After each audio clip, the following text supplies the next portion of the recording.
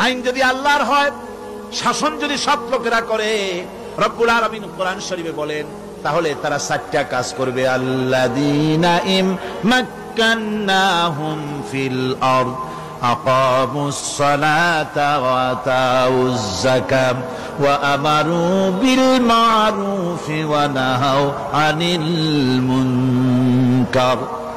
মুমিনেরা ক্ষমতায় এসে প্রথম যে কাজটা করবে, প্রথমে ক্ষমতায় এসেই নামাজ বাধ্যতামূলক করবে। প্রথম কি?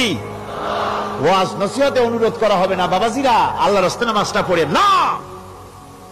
রেডিও এবং টেলিভিশনের মাধ্যমে রাষ্ট্রপ্রধান অর্ডার করে দিবেন, যারা আকেল বালিগ সকলের জন্য নামাজ বাধ্যতামূলক, নামাজ পড়তেই হবে। এটা অর্ডার।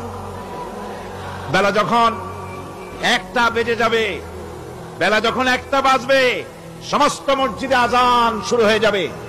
আজানের সাথে সাথে অফিস, আদালত, কল কারখানা, ক্ষেত খামার, শিক্ষাঙ্গন সব ডেডলক হয়ে যাবে। আধা ঘন্টার জন্য বন্ধ হয়ে যাবে। যারা মুসলমান অফিসে, কলেজে, ইউনিভার্সিটিতে, সর্বত্র তারা নামাজের জন্য প্রস্তুতি। আইন যদি আল্লাহর হয়, শাসন যদি সৎ লোকেরা